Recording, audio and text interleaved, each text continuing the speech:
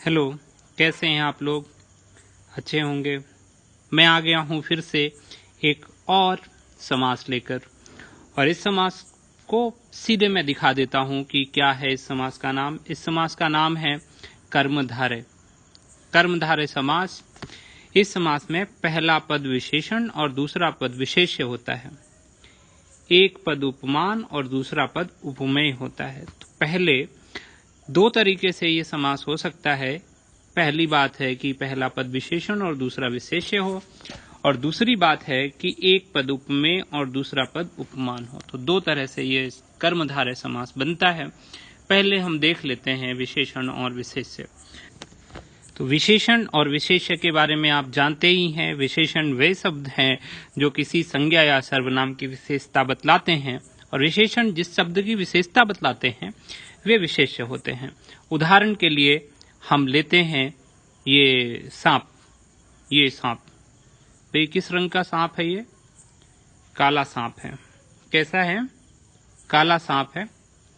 तो यहाँ पर अगर हम इसको लिखें काला सांप, काला सांप, तो काला इस शब्द का विशेषण है सांप का, और सांप विशेष्य है। इस तरह से विशेषण विशेष्य आप समझ गए। लेकिन जब हिंदी में लिखा जाता है बहुत से शब्दों को, तो वो संस्कृत निष्ठ हो जाते हैं। जैसे ये काला सांप लिखा है कृष्ण सर्प। कृष्ण है जो सर्प, काला है जो सर्प। इस तरह से कृष्ण सर्प में कर्मधारय समास है।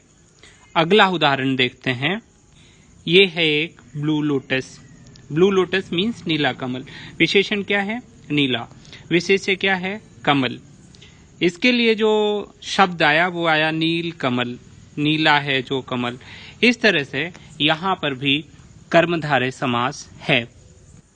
अगला देखेंगे। ये है बैलगाड़ी। बैलों से खींची जाने वाली गाड़ी। बैलों से खींची जाने वाली गाड़ी। इस तरह से बैलगाड़ी में भी कर्मधारय समास होगा। और एक आखिरी उदाहरण, यहाँ आपको क्या दिख रहा है? तो हरी जमीन दिख रही है और दूसरा नीला आसमान दिख रहा है। नीला को नील कहते हैं, आसमान को गगन कहते हैं, तो इसे हम कह सकते हैं नील गगन। नीला है जो गगन।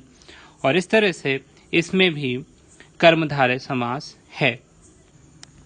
कुछ और उदाहरण हैं, आप वीडियो पॉज करके उन्हें देख सकते हैं, उन्हें समझ सकते हैं।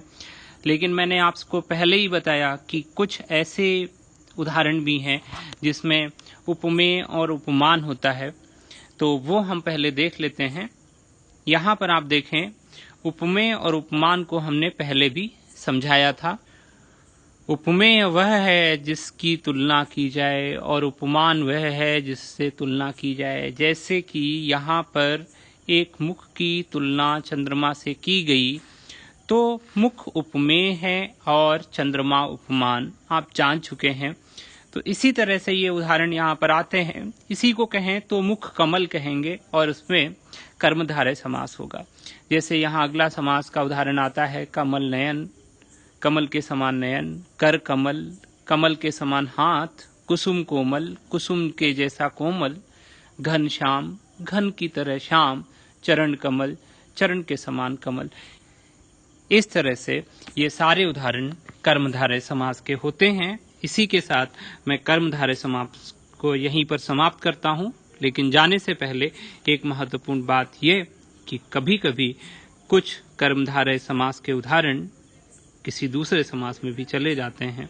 वो कब चले जाते हैं जानने के लिए देखिए एक समास मैं बता दूंगा कब आएगा वो। तब तक के लिए धन्यवाद।